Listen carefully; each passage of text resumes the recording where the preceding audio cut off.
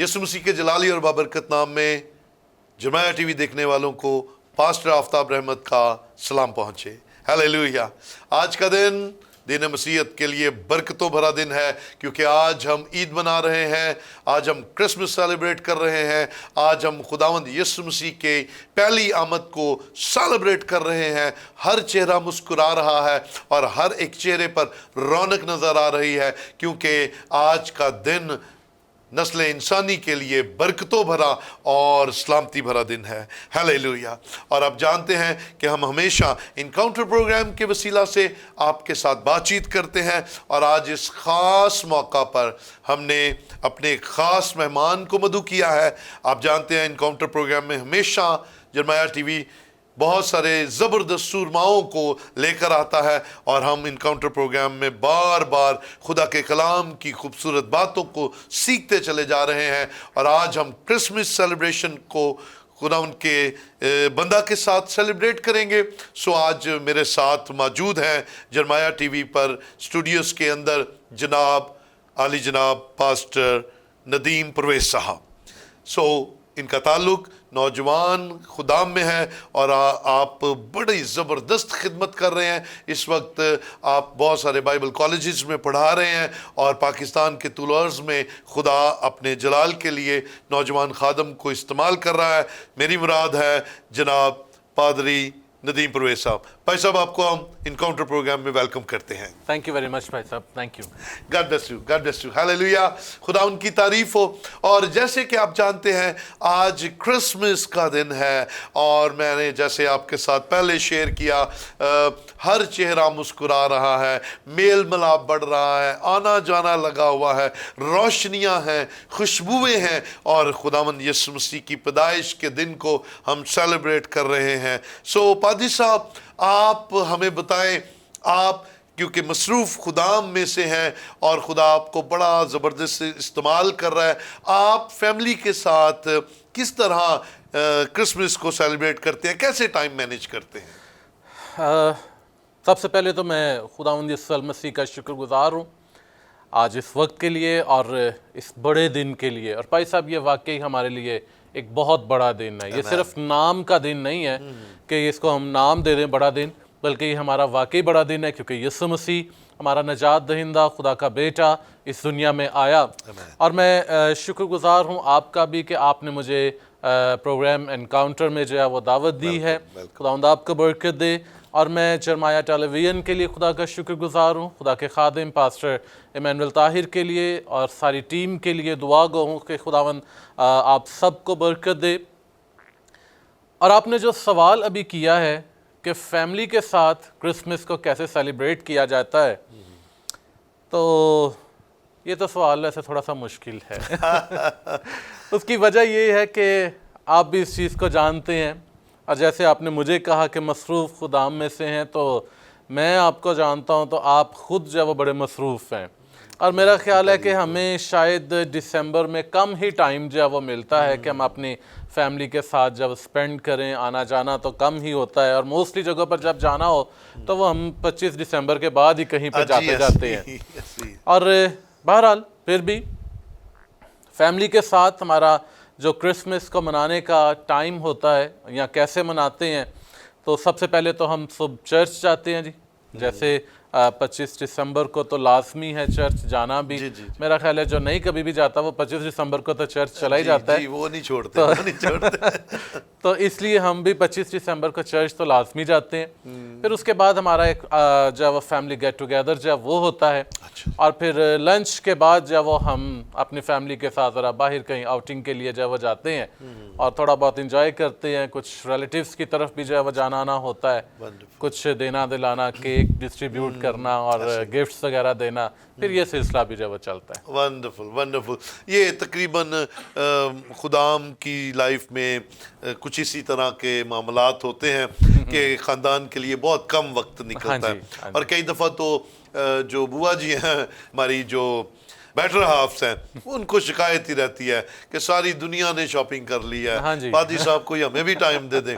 تو یہ اکثر ہوتا ہے، لیکن میں سمجھتا ہوں کہ خداوند کا شکر کرتے ہیں کہ ہماری فیملیز کے اندر انڈرسٹینڈ کیا جاتا ہے ان باتوں کو، کیونکہ خداوند کے کام کو ہم اسی صورت خوبصورتی سے کر سکتے ہیں جب ہمارے گھر سے خاص سپورٹ ہمیں ملے. ہماری جو وائف ہے، خادم کی وائف جو ہے، وہ انڈرسٹینڈ کرے، بچے انڈرسٹینڈ کریں، تو ہم کلیسیا کے ساتھ زیادہ اچھا رویہ کر سکتے ہیں. اس میں ایک بات جو وہ کہوں گا، جیسے کہ ہمیں بائبل مقدس میں ملتا ہے کہ جس کو بیوی ملی اس کو تحفہ ملا اور اس پر خداوند کا فضل ہوا. بالکل. تو یہ خدا کا شکر ہے کہ بحیثیت خادم اگر ہمیں اچھے ساتھی جو وہ مل جاتے ہیں جو ہماری خدمت کی مصروفیات کو سمجھتے ہیں، تو یہ یقیناً کسی فضل سے کم بات جو ہے وہ نہیں ہے. یہ خدا کا شکر ہے. جیسے آپ نے کہا کہ ہماری جو وائف ہیں وہ ہماری بات کو، ہمارے کاموں کو انڈرسٹینڈ کرتی ہیں، تو خدا کا شکر ہے خداوند ان کو انڈرسٹینڈ کرنے کے لیے اور زیادہ توفیق جو آمین آمین آمین. اور جو نہیں کرتی خداوند رحم کرے اور ایسا ہو. آمین آمین. ہاللیلویہ. بھائی صاحب، یہ تو بڑی خوبصورت بات ہے کیونکہ کرسمس ہے اور ہم آج کے دن ان اچھی خوبصورت باتوں کو ڈسکس کر رہے ہیں.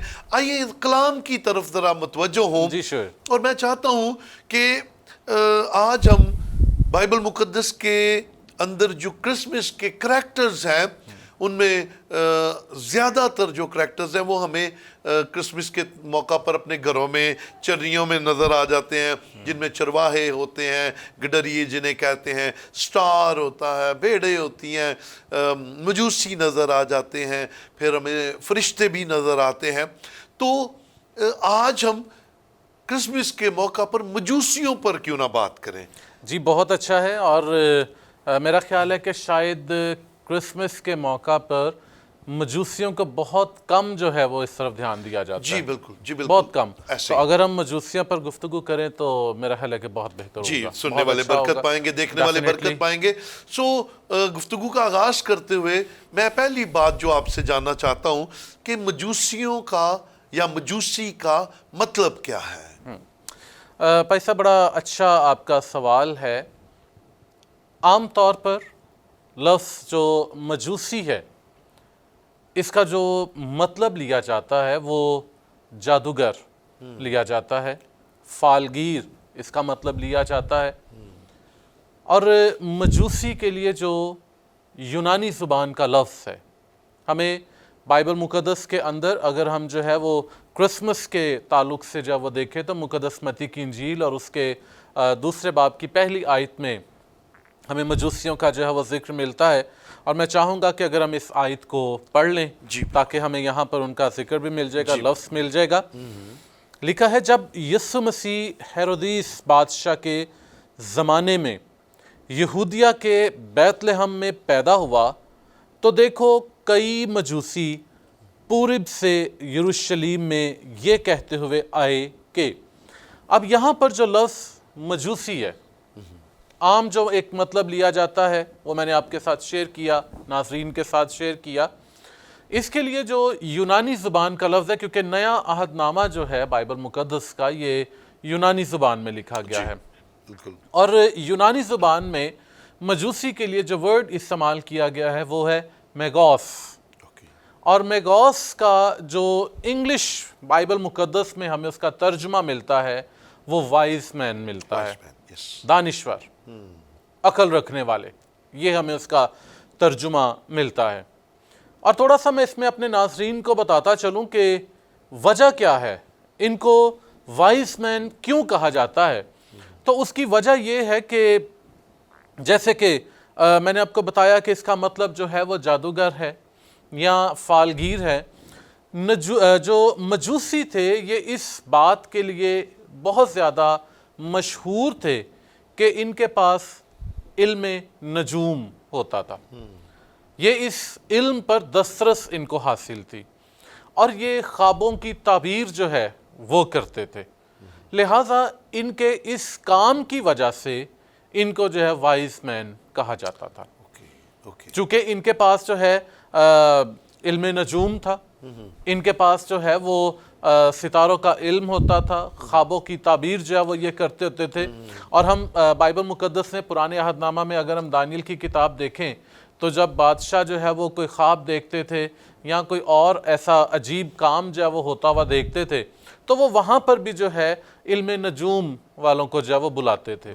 تو یہ مجوسی جو ہے ان کا خاص کام یہ ہوتا تھا کہ ان کے پاس ستاروں کا علم جو ہے وہ ہوتا تھا, لہٰذا اس لیے ان کو وائس مین کے نام سے جو ہے وہ جانا جاتا ہے. اور علم نجوم کی خاص بات بھائی صاحب یہ ہے کہ یہ آنے والے دور کی باتیں بھی ستاروں کی چال سے جی بالکل سمجھ لیتے ہیں. ہاں جی. سو مجوسی ان کی ابتدا کہاں سے ہوئی, یہ کہاں سے آئے ہیں, یہ ہمیں جاننے کی ضرورت ہے کہ ان کی بنیاد کہاں پر ہے. بھائی صاحب جب ہم تھوڑا سا تاریخ میں جاتے ہیں نا تو مادیوں میں ایک مذہبی فرقہ تھا جس کو مجوسی جو ہے وہ کہا جاتا تھا, یا ایک ان میں ذات تھی مادیوں میں جس کو مجوسی کے نام سے جو ہے وہ جانا جاتا تھا. اور میں یہ بتاتا چلوں کہ شاید کسی کے ذہن میں یہ بات بھی آئی ہو کہ مادی جو ہے وہ کون تھے, کیونکہ میں نے 2 دفعہ یہ لفظ وہ استعمال کیا ہے مادیوں کا. تو مادی جو ہے یہ بزرگ نوح کا جو بیٹا تھا یافت, اس کے آگے سے بیٹا تھا, یعنی یافت کا جو ہے وہ بیٹا تھا, اس کا نام مادی تھا. یعنی مادی نسل جو ہے یہ ہمیں نوح سے جو ہے یافت کا بیٹا جو ہے وہ ہمیں نظر آتا ہے. تو یہ لوگ جو ہیں یہ مادیوں میں ایک مذہبی فرقہ تھا, ایک کاسٹ تھی ان کی, ایک فرقہ ان میں رہتا تھا, ایک ذات تھی یہ. تو ہوا کچھ یوں کہ جب شاہ فارس نے مادیوں پر حملہ کیا اور اس نے ان کو جو ہے وہ اپنے قبضے میں کر لیا, تو جو وہاں پر یہ مجوسی رہتے تھے ان کو بھی جو ہے مادیوں کے ساتھ اس نے جو ہے اپنے قبضے میں کر لیا. اور وہاں سے ہوا یہ, تاریخ جو بتاتی ہے وہ یہ بتاتی ہے کہ پھر انہوں نے پارسی مذہب جو ہے اس کو قبول کیا. پارسی مذہب کو قبول کیا, لیکن بے شک انہوں نے پارسی مذہب کو تو قبول کر لیا, لیکن انہوں نے اپنے جو جادو کا علم تھا, جو علم نجوم تھا, انہوں نے اس کو چھوڑا نہیں ہے, بلکہ یہ اس پر چلتے رہے. تو ہمیں جو ان کی ابتدا جو نظر آتی ہے نا وہ مادیوں کے ساتھ ہمیں ملتی ہے کہ یہ مادی قوم میں جو ہے یہ رہتے تھے, اور پھر جب شاہ فارس نے ان پر حملہ کیا, ان کو اپنے ساتھ ملا لیا, تو پھر مادی فارسی جو ہے وہ اکٹھے ہو گئے. آج کا جو موجودہ ایران ہم جس کو جو ہے وہ کہتے ہیں مادی فارسی, اس لیے یہ اکثر یہ دونوں لفظ جو ہیں اکٹھے آتے ہیں. جی بالکل, اسی لیے ہاں یہ اکٹھے اس لیے آتے ہیں کہ اس وقت جو فارس کا بادشاہ تھا, فارسی جی فارس کا بادشاہ, فارس کا جو بادشاہ تھا اس نے ان مادیوں پر حملہ کر کے ان کو اپنے ساتھ ملا لیا. اوکے, خدا ان کی تعریف ہو. یہ خوبصورت باتیں ہم نے سیکھی ہیں. یسوع مسیح کے زمانہ میں جب یسوع مسیح کی پیدائش ہوئی ہے تو ہم دیکھتے ہیں, ابھی ہم نے حوالہ بھی پڑھا, اس میں بہت ساری چیزیں ہیں کلیئر, لیکن میں جاننا چاہتا ہوں کہ کہاں سے آئے تھے جو یسوع مسیح کو ملنے کے لیے مجوسی آئے تھے, اور کتنے آئے تھے؟ بھائی صاحب اس کے لیے جو آپ نے بات کی ہے, جو حوالہ ابھی ہم نے پڑھا تھا مقدس متی کی انجیل کا, تو یہاں پر تو ہمیں لکھا ہوا ملتا ہے کہ کئی مجوسی. جی. اور جب ہم ڈیفرنٹ بکس کو دیکھتے ہیں, ایون نیٹ پر جب ہم دیکھتے ہیں, تو ہمیں جو ہے وہ ایگزیکٹ فگر نہیں ملتا. 4 آئے تھے, 5 آئے تھے, 10 آئے تھے, 100 آئے تھے, کوئی ایگزیکٹ فگر نہیں ہے. لیکن ایک چیز ہے کہ ہمیں گریک لینگویج میں جب ہم دیکھتے ہیں نا یہاں پر, تو وہاں پر پلورل کا لفظ جو ہے وہ استعمال ہوا ہے, پلورل سینس میں, جمع کی سینس میں. لہذا اس کا مطلب ہے کہ وہ زیادہ تھے کئی مجوسی. لیکن پہنچے جو ہے بائبل مقدس کے مطابق 3 تھے جو یسوع مسیح تک پہنچے تھے. اور میں اس میں ایک چیز کا اضافہ بھی کرنا چاہوں گا. میں چاہوں گا کہ مجھے کچھ جو ہے وہ ملے, یا نام بھی ملے ہیں جو 3 لوگ وہاں پر یسوع مسیح تک پہنچے تھے. میں ان کے نام بھی جو اپنے ناظرین تک پہنچانا چاہوں گا. پھر وہ آئے کہاں سے تھے اس کا بھی جو وہ میں ذکر ضرور کروں گا. تو پہلا جو مجوسی ہے اس کا جو نام تھا بیلتزر. بیلتزر جو تھا یہ عربیہ سے آیا تھا یسوع مسیح کے پاس جب لے کے لے آئے تھے, عرب کے علاقہ سے. جی عرب کے علاقہ سے. اور اچھا اس میں ایک اور خاص بات ہے کہ جب ہم ان کو پڑھتے ہیں, ان کی تاریخ کو دیکھتے ہیں, تو یہ ایگزیکٹ اس وقت نہیں پہنچے تھے جب یسوع مسیح کی پیدائش ہوئی تھی. بلکہ تاریخ ہمیں یہ بتاتی ہے کہ یہ یسوع مسیح تقریباً 40 دن کے تھے.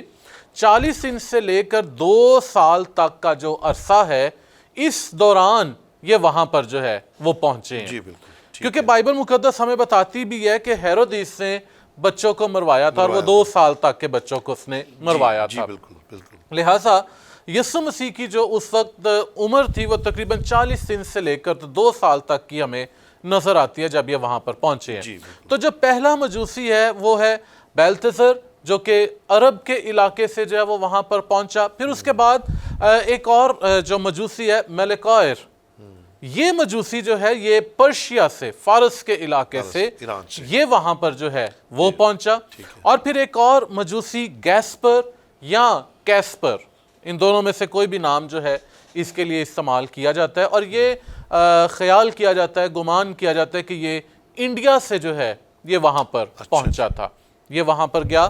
اور اس کے تعلق سے میں کچھ بکس کا بھی ریفرنس جو ہے وہ دینا چاہوں گا.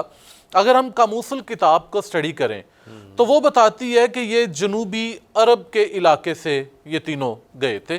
پھر اس کے بعد اگر ہم ساؤتھ ایشین بائبل کو جو ہے وہ اگر ہم پڑھتے ہیں، اس کو سٹڈی کرتے ہیں، تو وہ ہمیں بتاتی ہے کہ یہ بابل کے علاقے سے جو ہے وہ گئے تھے. پھر اس کے بعد جب ہم فائر بائبل کو سٹڈی کرتے ہیں تو فائر بائبل یہ کہتی ہے کہ یہ جنوبی عرب یا فارس کے علاقے سے جو ہے وہ گئے تھے. اور پھر سٹڈی بائبل جو ہے وہ بتاتی ہے کہ یہ کسی مشرقی ملک سے، کسی نام کو نہیں وہ بیان کرتی ہے، وہ اوپنلی جو ہے وہ کہہ دیتی ہے کہ کسی بھی مشرقی ملک سے جو ہے وہ گئے تھے. لیکن میں نے 3 مجوسیوں کے نام کے ساتھ جو ہے جو جگہ بتائی ہے عربیہ کی اور پھر پرشیا کی اور انڈیا کی، زیادہ تر جو سکالرز ہیں وہ اس بات پر متفق ہے کہ بیلتزر جو ہے یہ عربیہ سے گیا تھا، اور جو ملکائر تھا یہ پرشیا سے گیا تھا، اور جو گیسپر تھا یہ انڈیا سے گیا تھا وہاں پر یسوع مسیح کو دیکھنے کے لیے. اس کا مطلب ہے کہ یہ جو تعلق تھا وہ سب کا مشرق کے علاقوں میں. جی بالکل. ٹھیک ہے کہ یہ ملک جو ہے، اگر ہم ان 3 اسپیسیفک یا جو ریجن کے طور پر بات کی جا رہی ہے تو یہ ریجن جو پورب کہا گیا ہے، ایسٹ سے گئے ہیں، مشرق سے ہی یہ گئے ہیں. اور ایک بات ناظرین اپنے نمبر ٹھیک کر لیجئے، یہ جو ہم 3 مجوسی کہتے ہیں، ہم نے بڑی خوبصورت بات سیکھی کہ 3 پہنچے ہیں. 3 کا ذکر بائبل کرتی ہے کہ وہ گفٹس لے کر آئے، سونا، مر اور لبان. کیوں بھائی صاحب جی؟ جی بالکل ایسا. جی تو وہ لے کر گئے، لیکن جو چلے تھے ان کی ایگزیکٹ تعداد کسی کو معلوم نہیں. لیکن جو لفظ بائبل استعمال کرتی ہے کہ کئی مجوسی، اس کا مطلب ہے کہ بہت سارے لوگ جو ہیں وہ یسوع مسیح کی پیدائش پر وہاں پر پہنچنے کے لیے نکلے ہیں، تاکہ وہ اپنے علم کو ثابت کر سکے کہ جو ہم نے ستاروں میں یہ بڑا بادشاہ پیدا ہونے کی جو پیشن گوئی کی ہے یا ہو گیا ہے، تو ہم جا کر اس سے دیکھیں. بالکل. تو یہ ان کے علم کی پر مہر بھی تھی. آئے، ہم نے دیکھا کتنے آئے، یہ بھی دیکھ لیا کون تھے، ان کی اہمیت کیا ہے، بنیاد کہاں پہ ہے. اب یہ سوال بائبل مقدس میں یسوع مسیح کی پیدائش پر جب یہ نظر آ رہے ہیں تو کرنے کیا گئے تھے؟ یہ بہت امپورٹنٹ کوسچن ہے. ہاں جی. اس لیے کیونکہ پیسہ بعض اوقات گمان یہ کیا جاتا ہے، بلکہ بائبل مقدس کی کچھ آیات بھی ہمیں یہ بتاتی ہیں کہ یہ بادشاہ تھے. کیونکہ جب ہم زبور کی کتاب اور زبور نمبر 72 کو جب ہم پڑھتے ہیں، اس کی 10ویں آیت کو، اور میں چاہوں گا کہ اگر ہم اس کی تلاوت کر لیں. زبور نمبر 72 اور اس کی 10ویں آیت.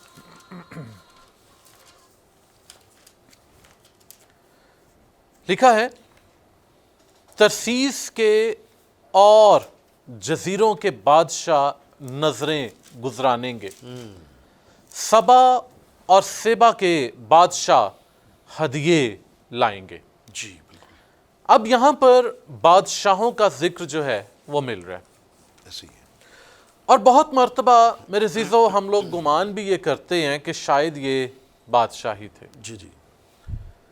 ہو بھی سکتا ہے کہ یہ بادشاہ ہوں بھی، کیونکہ یہ امیر ضرور ہوتے تھے.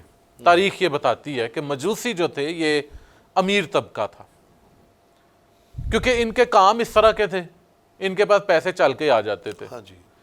یہ فالگیر تھے، علم نجوم تھا ان کے پاس، لہٰذا ان کے پاس جو ہے وہ لوگ آتے بھی ہوں گے، اپنی خوابوں کا حال پوچھنے کے لیے بھی آتے ہوں گے، ہاں جی اور پھر ان کے آنے سے بھی ہمیں پتہ لگتا ہے کہ یہ سونا لے کر آئے ہیں، کوئی چھوٹی چیز تو لے کر نہیں آئے۔ جی اگر یہ بادشاہ تھے، اور یہ کیسی زبردست بات ہے کہ یہ اس کے پاس آئے ہیں جو چرنی میں مجسم ہوا ہے، لیکن انہوں نے جب آئے ہیں، اگر ہم مقدس متی کی انجیل دوسرے باب کی دوسری آیت کو پڑھیں تو یہاں پر لکھا ہے یہودیوں کا بادشاہ جو پیدا ہوا ہے وہ کہاں ہے؟ کہاں ہے؟ جی بادشاہ آئے ہیں، امیر لوگ آئے ہیں، اور بادشاہ کو ہی ملنے کے لیے آئے ہیں۔ جی یہ بات بتاتی ہے ان کا ایٹیچیوڈ، ان کی سوچ کہ وہ خود بھی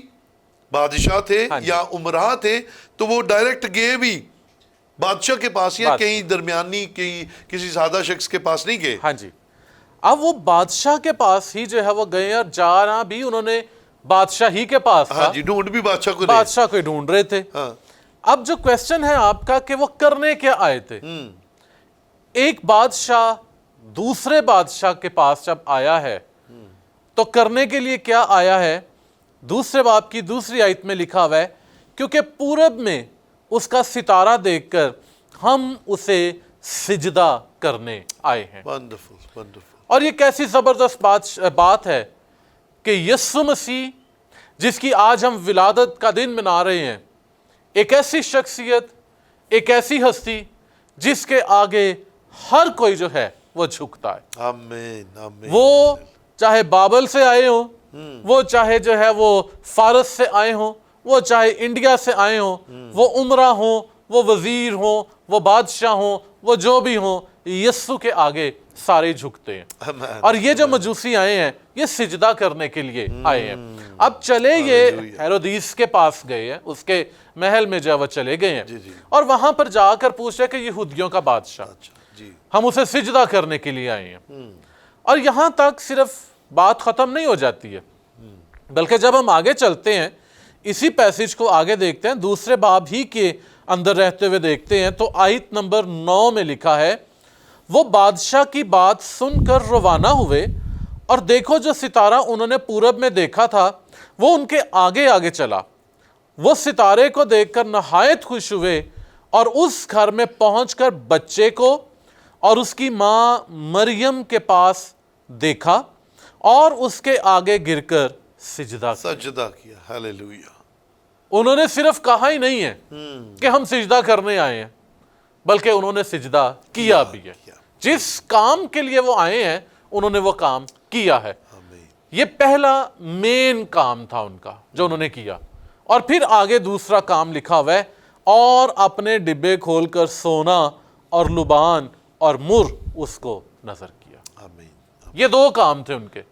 پہلا جو پرائمری تھا وہ سجدہ کرنا تھا۔